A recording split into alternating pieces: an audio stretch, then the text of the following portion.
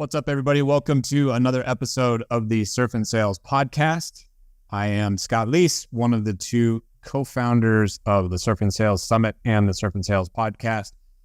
Surf and Sales Summit is happening in a few short weeks, November 27th through December 6th. We got a couple spots left for the two sessions that are going on. Richard, you have assured me that you will make it this year. No sicknesses, no illnesses. Sequester yourself in your room. Do not leave between now and November.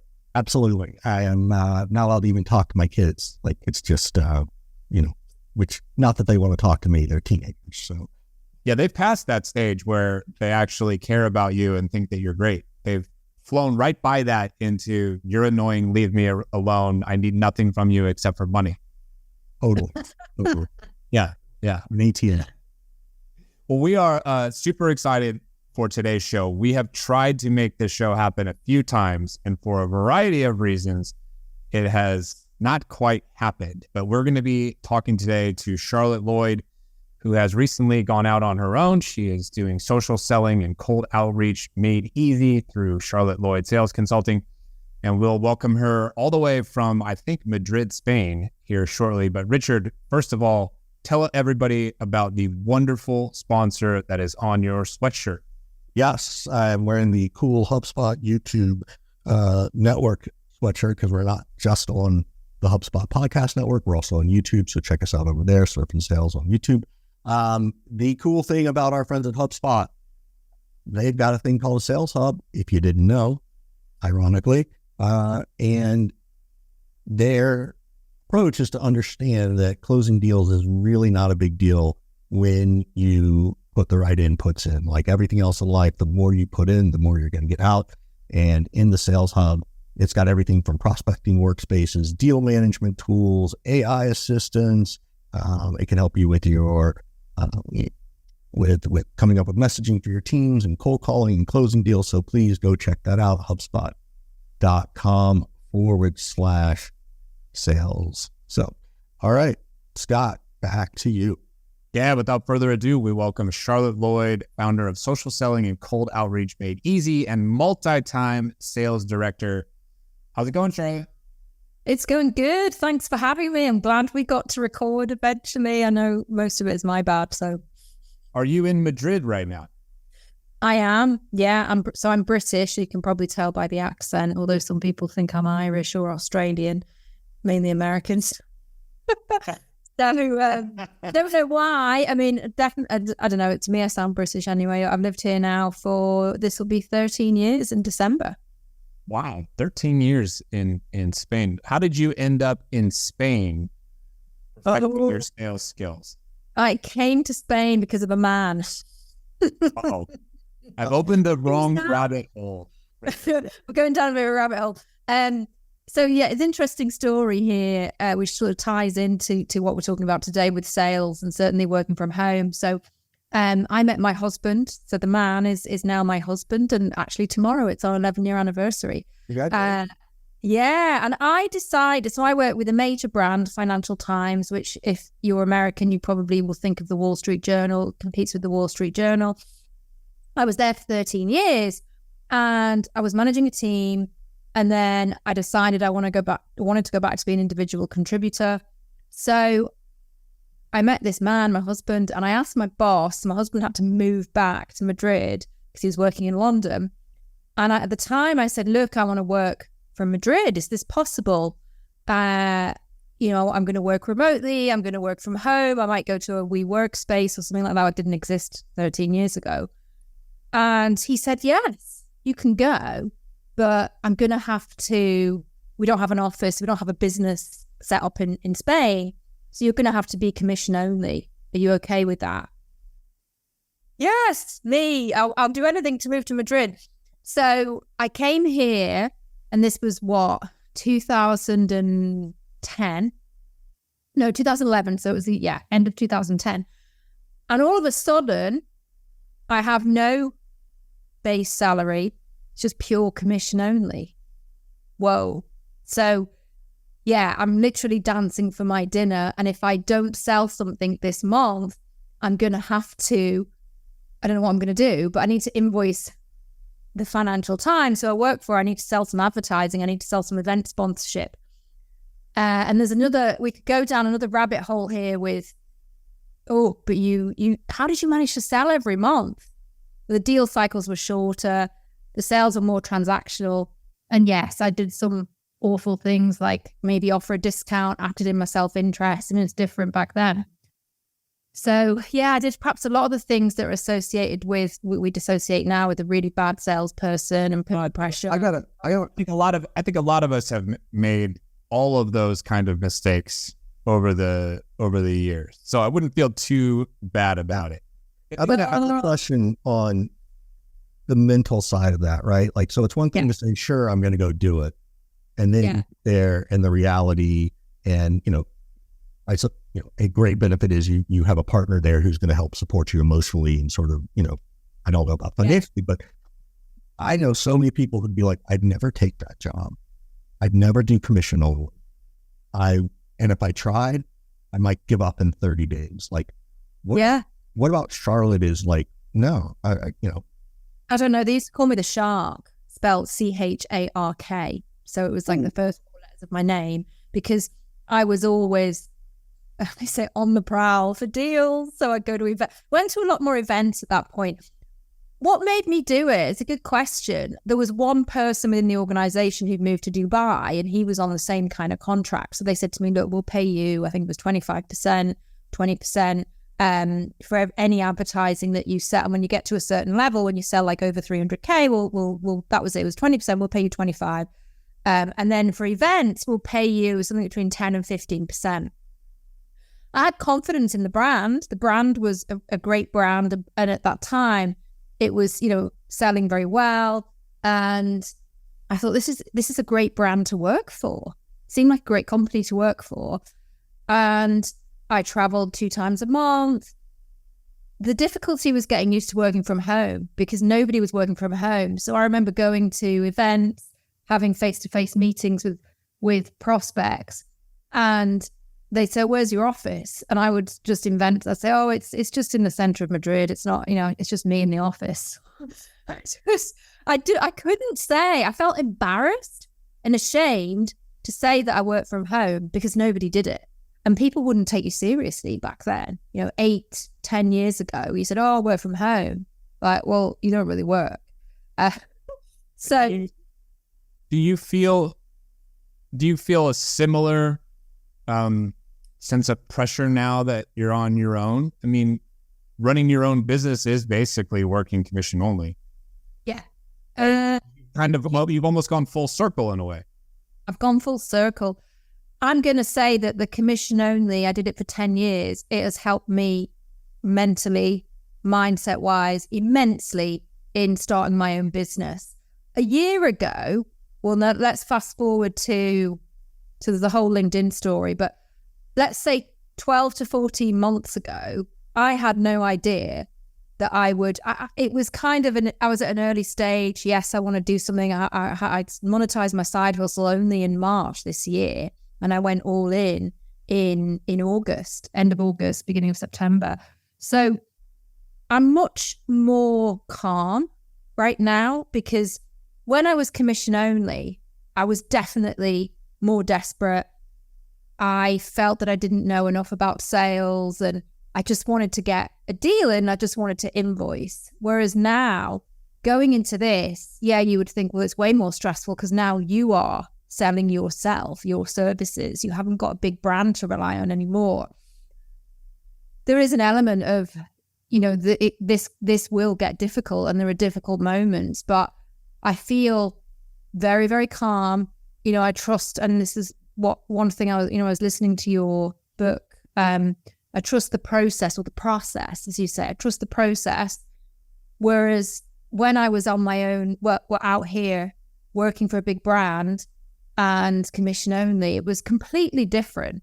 It was, so just to sort of fill in the gaps, I left that company just as COVID started.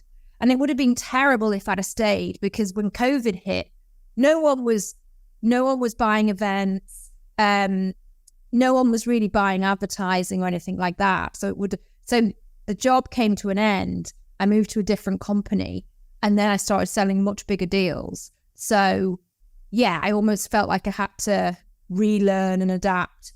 And, being 13 years working for the same brand, you get into a rut, even though sales is evolving and changing all the time. So yeah, I think now the mental stress of running your own business and not knowing how much money you're going to earn from month to month, it doesn't faze me.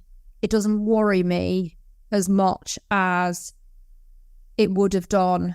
It did do when I was commission only working for a big brand. And part of that is I built a presence on LinkedIn, and that is something that pre-2021 I didn't have. So that's helped me knowing that, there's a certain amount of inbound leads that I'm going to get from week to week.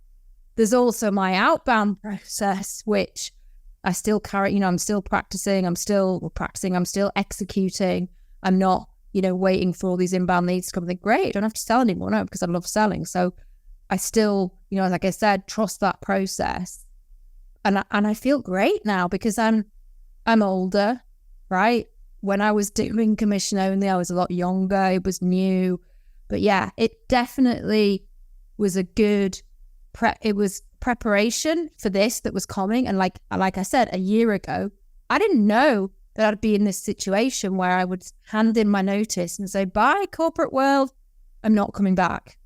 I just love the fact that it's taken her 6 months to get to the, I'm not that worried about it, where, it took me about 2 years, and Scott worries about it every day about when the next deal's. Yeah, I'm worried about it right now. So I'm worried about it right now. I have a question, and I love the segue too, like, because you started it before. What was the final kick to make you go, all right, I want to do this stuff on LinkedIn? Was it, I need to build a brand? Was it, I want to see if I can start to attract additional customers, not for your current business, your previous role? Like, what was your final thing? Because I often hear that people are like, oh, I don't know, there's already so many people out there, nobody wants to hear what I have to say, like, the sort of all the imposter syndrome stuff. Yeah. But you did it, Scott and I have done it for 7 or 8 years now, but you did it a couple of years ago, like in 21, post-COVID. Like, what made you finally go, I'm doing that? Yeah, and that's another great question. Wow, and you've been doing it 7 or 8 years, so I'd love to hear what you've seen change, because before 2021, I just, my LinkedIn was like a business journal, business book. It was just boring. What made me want to post? It was the job change. So I went from a very, transactional role, working for a big brand, having been there for 13 years, to then, I'm going to sell a completely new solution to this didn't exist. Well, it kind of was in a test mode. A MarTech solution, creating content, target your audience, generate leads, which I ended up doing on LinkedIn myself. And I had, it was relearning. I felt like I had to relearn, well, not relearn, but learn more about sales, selling bigger, like mid-market enterprise deals. And yeah, this time, so when I started, was it that you were like, okay, I'm going to spend more time here to learn. Yeah. And I'm going to maybe lead the witness. And then you realized, wait, I actually have some stuff to contribute. I'm as smart as the rest of these people. And it started with, I thought, hang on a minute, I've got like 18 years, back 2 years of experience in sales. I'm cold calling in my 40s. And I've been, I've managed teams. I'm now back to being an individual contributor. I started posting conversations. So it might be I had a cold call, so I post what I said on the cold call and what the prospect said back to me. Or I'd been on a demo. I said, I just got hung up on a demo. How does this happen? What did I say? What did I not say? And it gradually sort of built momentum. And I'd be putting these conversations out. What made you be vulnerable, right? Like, because so often I think that's a piece too, like to not do it and then go, well, I'm just going to put what I put out there. Was it, you're just confident in yourself? Like, again, to your point, you've been around a little bit. You're not 25, like a kid out of college who is just trying to figure out how to, adult, right? It's like, was it just sort of that's always been your personality anyway? I've always been confident, but I wasn't confident in my voice and my experience. So when I changed roles and I started having success and I was adapting to something new, I just decided to post. And I followed other sales leaders as well. And I, listen to podcasts and connect with them. And I thought, I've got something that I can just put content out. My goal was to just help other salespeople. And another thing was, because there was COVID, people weren't going to events. So the only way to get, suddenly LinkedIn seemed to me to be different. I don't know, you guys might have a different opinion, but everyone was on LinkedIn and it was like a big, here's my virtual trade show, or here's my virtual office. This is like, I'm going to the water cooler when I put my post out and people are going to comment and like, and I'm going to make connections, not just with prospects, but with other people, like other salespeople, other sales leaders. And then I'd start going on discoveries, and the person would get on the discovery. This would happen. It started happening maybe, when was this? About a year ago. And 2 to 3 times a week, the person, I'd be on a meeting, they'd say, I saw your post the other day. I really liked it. And then me sitting there thinking, well, you didn't like or comment on it. And then this would happen, and then I'd start going back to events and people say, it's you from LinkedIn. Yeah, I see your posts. They're really helpful.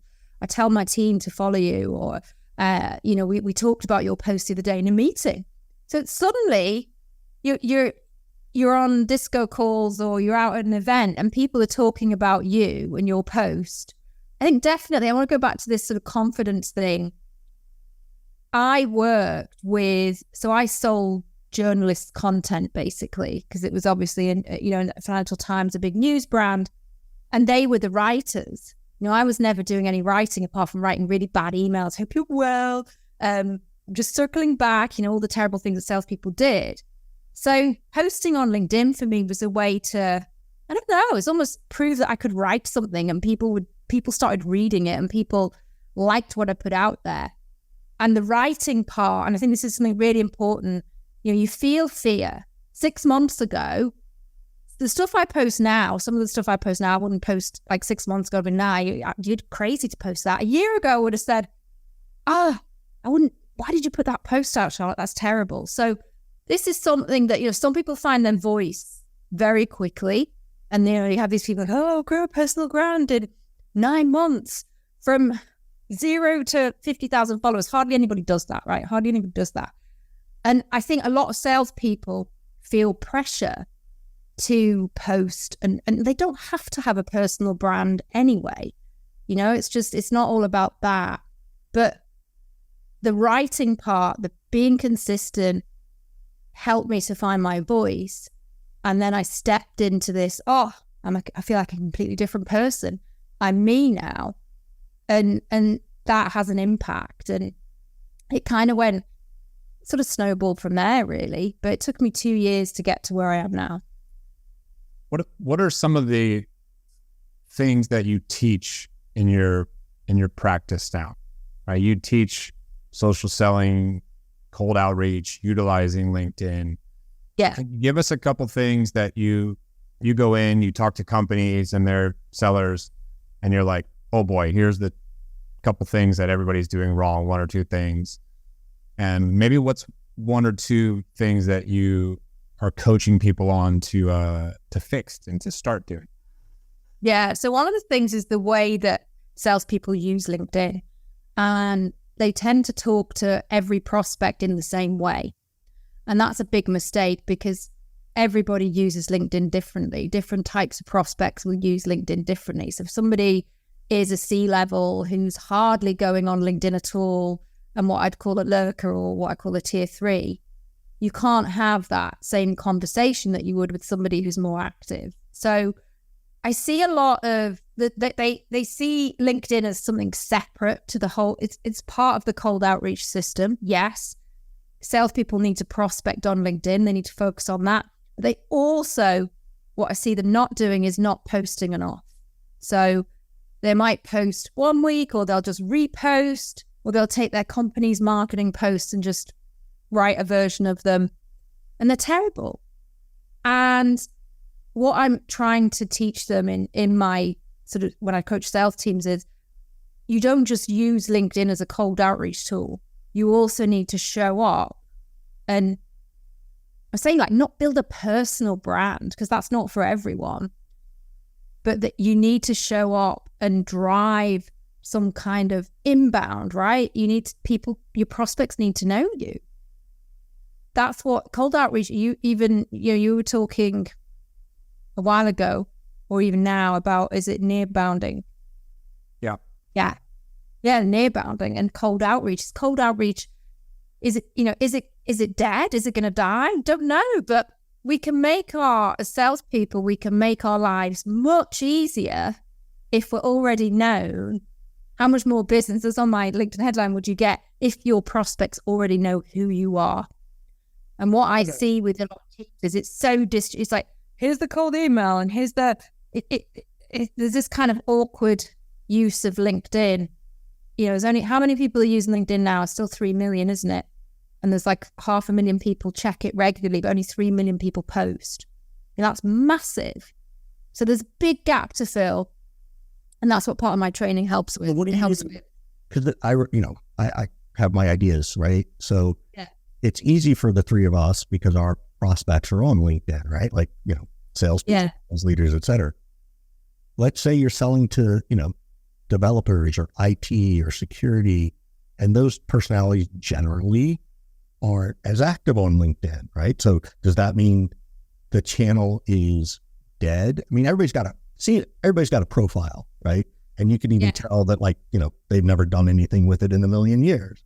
So do you ignore that when your prospects aren't there? Do you post obviously content really, important content because someone at that company is on there? Like, what is your thought around that? Because I hear this one all the time. Yeah, prospects don't use LinkedIn. The thing is they still could be checking LinkedIn. So, it might be that, there could be another channel. Maybe they're big on Instagram. Some of the governments that I used to sell to are quite big on Twitter. So, it made sense to contact them on Twitter rather than, say, LinkedIn. You can't neglect the fact that, one day it's going to become important or more important for these kind of people. But this is why you need the cold outreach system as well, because if these people aren't checking their LinkedIn, if they really are the people, like they've got like the graveyard or gravestone, I call it gravestone type LinkedIn, we're going, there's just nothing there and you can't even personalize anything. Maybe these people will pick up a cold call. These people will respond to an email. You've got their cell phone, right? You can text them or WhatsApp them. There's people work different ways. I just trained a real estate team in Dubai. They don't use cold email. They don't really use LinkedIn, but they use other channels like TikTok because they're showcasing properties, right? So a lot of their prospects pop on there, or they pop on Instagram.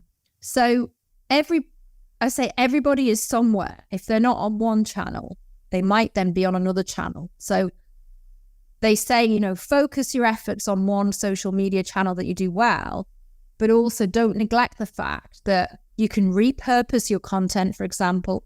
So everything that I put on LinkedIn goes into a TikTok video or an Instagram reel or an Instagram post or on Twitter. So you can't afford not to be everywhere, but you want to focus on the channel, the social media channel that makes the most sense. It's hard, I find, at least, trying to be everywhere and grow on all platforms when your job is actually not a creator. Because you, I think you would call yourself this, like myself. Yeah. I don't call myself a creator. I'm an operator who happens to create. I'm a business owner who happens to create stuff. I'm a creator / operator or operator / creator. Yeah. So the amount of time it took me, the number of years that I put into building a large community and a following on one platform, it's very daunting to think like, oh my God, I got to do that on all these other platforms. I think it'd be easier if you're just starting and you're at ground zero from all of them.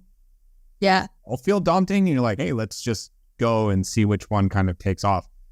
So how are you balancing this juggling act of like LinkedIn is the main thing, but I have to try to do stuff on these others.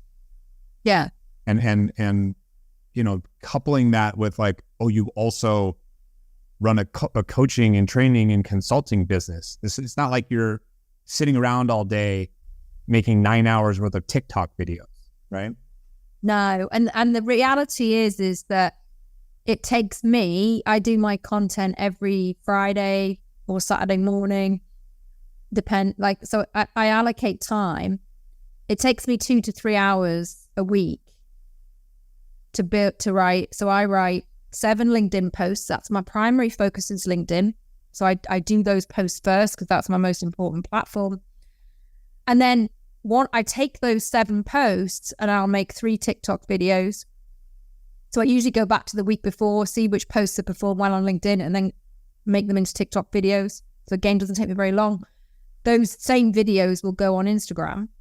So I'm not creating all this new content. And then the posts that I do on LinkedIn that I've done well the previous week will go on to short form on Twitter. And I use a scheduler called Hype Fury, which allows me to just drop everything into Twitter, Instagram, LinkedIn, and then the TikTok. Yeah, I just upload 3 videos a week onto TikTok. I just love the fact that you can do all that in 3 hours. Yeah. It'd be like 3 days for me. Well, it would be 3 days because you can't generate the ideas because you overanalyze and overthink them before pushing publish. Probably focus, right? You know, like I just went through this yesterday. I had like these 3 or 4 things I needed to do. I put them on the calendar and I got 2 of the 4 things done, right? But I certainly felt better. And then I often have this, I don't know, Charlotte, if you ever have this, or Scott, you have this, is like, sometimes I feel like there are other things I need to be doing and not sort of realizing like, oh, it's okay to go make this content.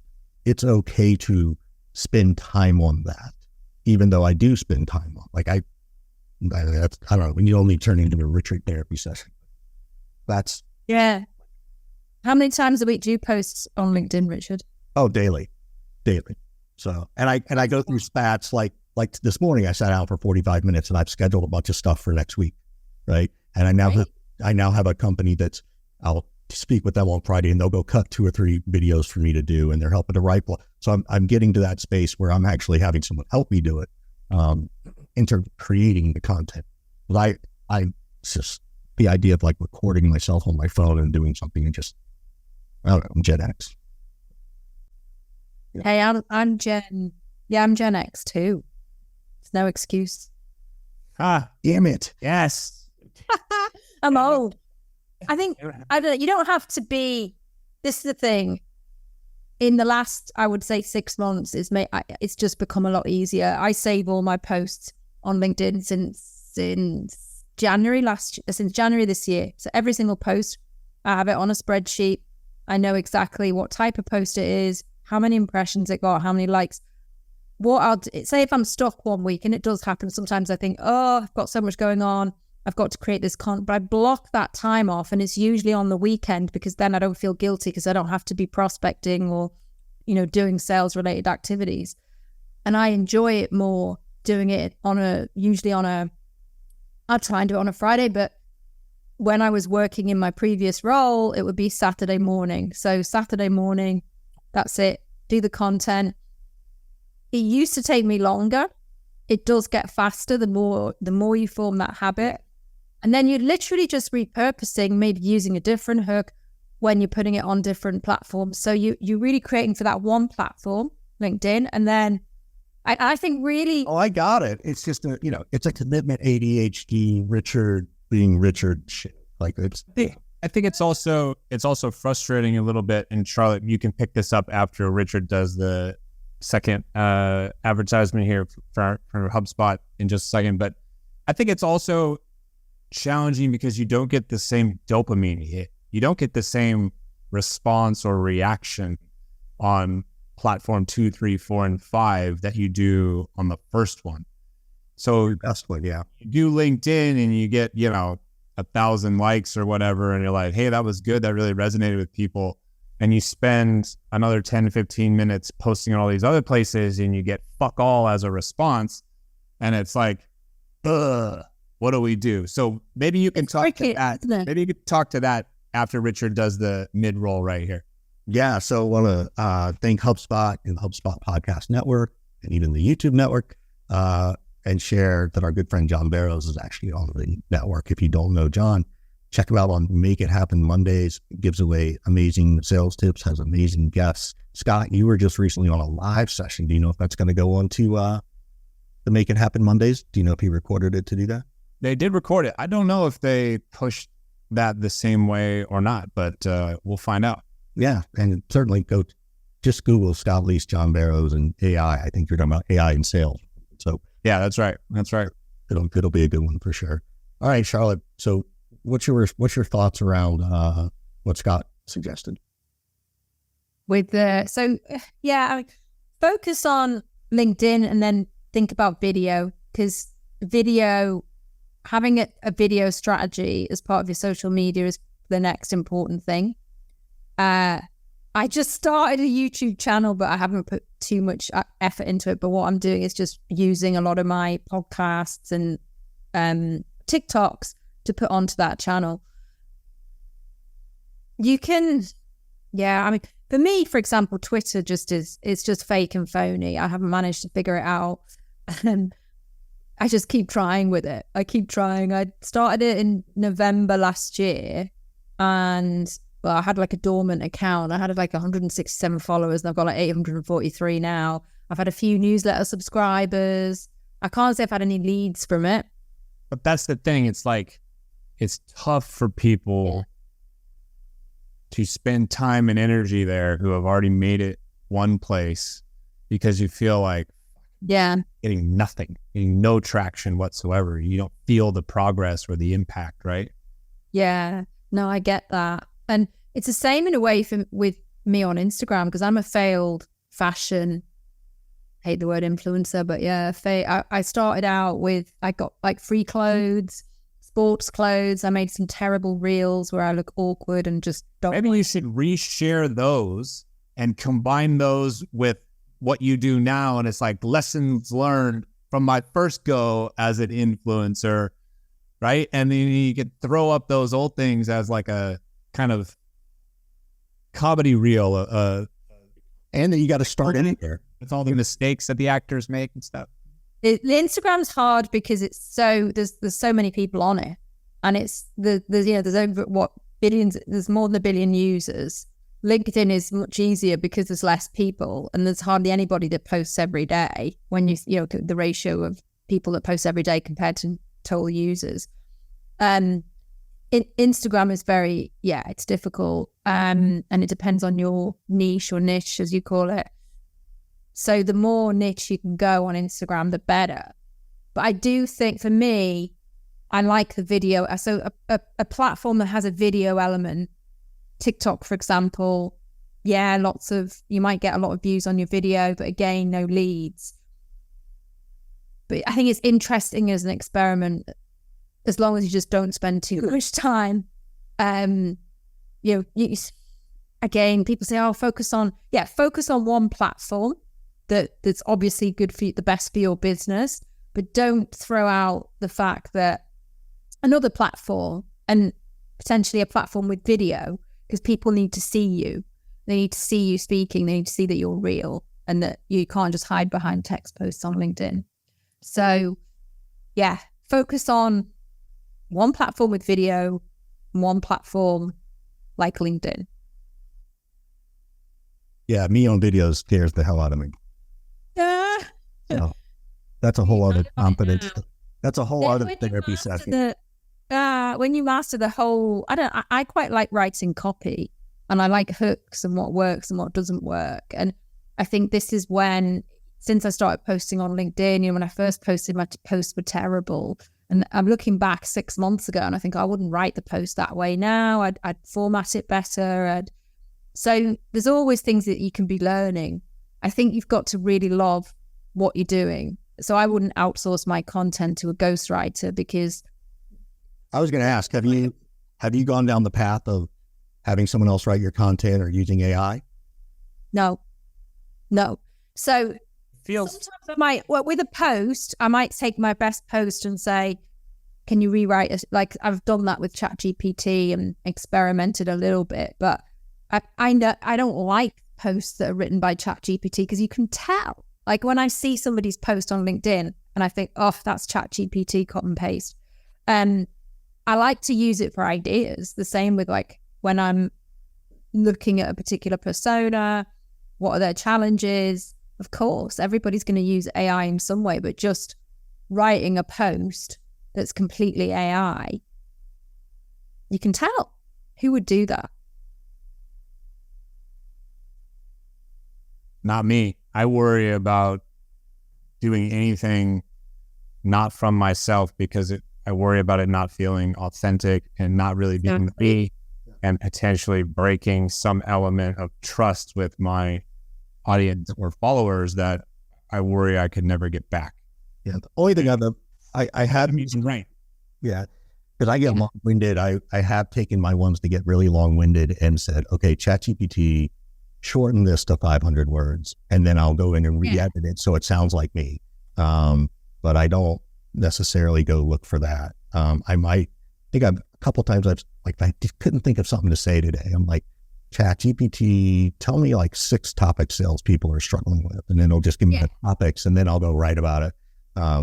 So I sort of use it I prompt it to help it prompt me, for lack of a better phrase. But I agree with you. I would never just like post it and go, oh, that's ChatGPT, or, and not recognize it. So. Yeah. And one of the things I did a year ago was I asked people in the DMs, like, what makes my post different? This was another thing that I wanted to find, because I was thinking, well, that's a good question. I'm going to start a side hustle, but how am I different to other people that are on there in the same space? So I asked 200 people. I put all of the answers into a spreadsheet. Yeah, I was mad. This was like last November. And there was this common thread. People said, you're the real you, bullshit. You're authentic. You're doing everything. You're on the battlefield. You're quite raw in your posts. And I thought, this is exactly who I am. So, I wouldn't want anyone else to write my posts. I like that idea. That's interesting. Customer feedback, right? Like, just like all the rest of us. What do our customers think of us? All right, Charlotte, we're getting close to the end. So this is the part where we turn around and I'll let you ask us a question or two. What do you want to know? So I want to ask, since you've been you guys are posting for 7 years every day? Yes, more or less every day. How is it? Yeah. So how has LinkedIn changed to, let's go back 6-7 years? What's been the big difference that you see from then to now? Well, the first thing is I had more followers than Scott, and now it annoys me that it's flipped it. But no, obviously there's more noise. It's harder to break through. You were able to find the connections easier and get those connections a little faster. I'm not afraid to admit that I used bots back in 2017 to send out invites, but now you're limited. And so I think that's different. I think you can get way better data though than you used to be able to. Like you can, I use Shield app. I think Scott does too. I don't know, which will help you measure your engagement and your times and stuff, so that we can try to figure out, as you said, how do I keep getting good content, right? And I also think what hasn't changed, it is my hope that people are like us and like you, is that, the goal of it was to help other people. Sure, there's this, hey, this is my business and I can drive leads, and of course, but that's not the primary reason we do it. We do it because we like it. We want to help other people. We appreciate when people tell us it's raw and authentic and real. Then that can be ego driven, and that's okay. So I think that's the same. I think there's think there's too many ads in the feed. I think the pacing of the algorithm has always existed and everybody still complains about it. I think that because of who I am and who I think Scott is,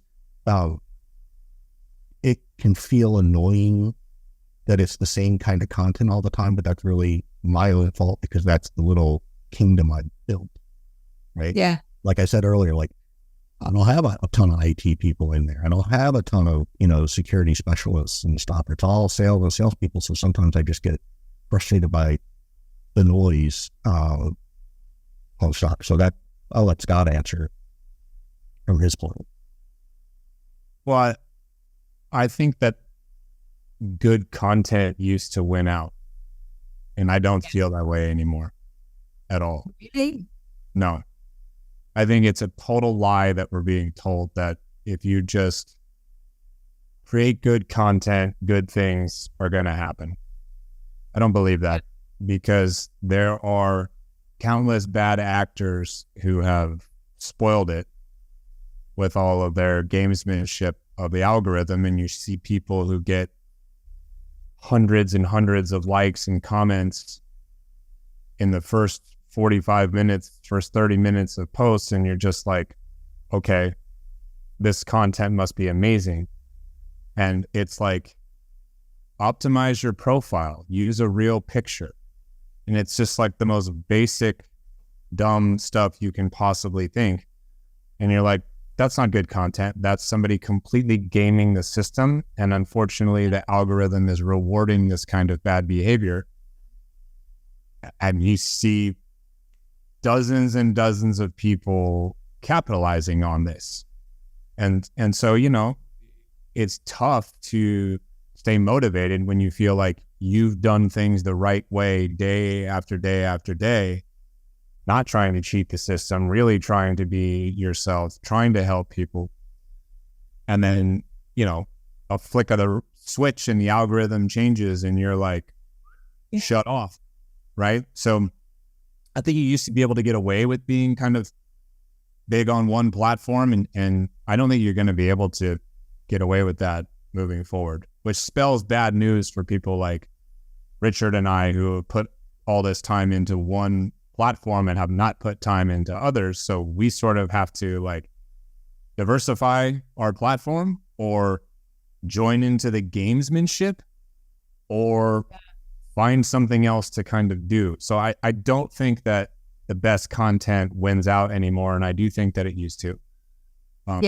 It is a lot noisier. It used to be very reliable to send somebody a DM on LinkedIn and get a response one way or another if it was sensibly put together. Now, I actually don't think that people are purposely ignoring you. It's just everybody's inbox is full of spam and total shit. And it's like, hey, Charlotte, do you want to run a franchise? Hey, Charlotte, are you looking to offshore IT work? It's like, no. And everybody's inbox is full of all these things that are irrelevant. So a lot of people just don't check that inbox at all. Yeah. And they haven't done a great job of making that user experience easier and better. So you really do have to almost like warm up the connection in the relationship before sending somebody a DM and trying to get to know them, right? So that part has changed quite a bit. I think there's a lot more diversity in the type of content that's out there, and I think that's a good thing. Yeah. There's really humorous and funny stuff. There's snarky, witty stuff. There's sort of whistleblowing stuff where people are calling out some really bad actors at a corporate level and, I like that. them on blast and whatnot. And I think some of that transparency is really good. Yeah. Those are a few things that I would kind of call out. Yeah, LinkedIn kind of holds people accountable. But I'm not a fan of these kind of posts where somebody will write a post and there'll be no context and a selfie with it. I posted 2 selfies in my LinkedIn lifetime, but I hate them. And it's like... But performed really well, though. Yeah. Yeah. And that's the frustrating part is it's like the algorithm and the people at LinkedIn can control whether that type of content like blows up, right? Yeah. And so is that really what we want as users in the experience? Is that really what they want the platform to become? I've never talked to anybody who says, yes, that's what I want LinkedIn to become. So it's confusing, I think, right? It is. I do, yeah. And we're seeing a lot of this, people posting photos, very random, which have nothing to do with what they're posting about. Like, how does this help me to see this kind of photo? That's a lot of the gaming that you're talking about as well. Yeah. And so, do you play the game? Do you rage against it? What do you do? And that's the dilemma for some folks. And I think it's discouraging some people to get started, unfortunately. I think it's discouraging some people who feel like they've done things the right way, and they see other people being, quote unquote, rewarded for this type of stuff. And it leaves you in a weird place of like, what do I do? Right? So I don't know the answer other than, I think you were right when you said earlier, you can't just be on one platform, and you've got to try to, find ways to break through the others. You can have one primary one, but it's probably a bad idea to completely ignore the others, right? And that's good advice, I think, for all three of us on this call, and probably most people who are listening at home. Scott, what's your TikTok handle again? Just so I can go find you. It's at the Scott Leese. You really? Oh, I was making. Oh, I didn't know you had one. Yeah, I do. I have failed thus far in being very consistent. Yeah. You've got one to find you. But at least the one thing I will say with TikTok is, and even with Instagram Reels, if you're posting the same ones on the same platform, you only need to write like 2 lines and that's it. It's not like you're writing a really long post. So that makes it easier. Once you get into the rhythm, maybe pick a video platform, it gets much easier to do it. You just, you start to boom, boom, boom.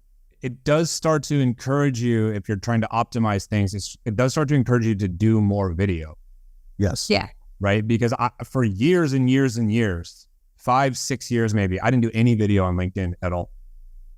So I didn't have the ability to like repurpose content, I felt, as easily, right? But now that I've dabbled a little bit here with Instagram and TikTok and whatnot, I am noticing that it's like, okay, I've got this video clip that, I did a podcast, somebody sent me a video clip. I can repurpose this on 3 or 4 different places and let's kind of see what happens. So that does make it easier, but it starts to skew my brain towards, well, the content that I should make for LinkedIn should probably be more video so I can repurpose it on this other stuff. Because if I just write copy, then I'm hosed on all these other platforms. I don't know if that's a good thing or not. It's just an observation. Yeah, you can, and also with your text post on LinkedIn, you can just make that into a video. So say exactly what you're saying in the post. That's next level. That's next level. I haven't got there yet. That's the 3 hours on Saturday.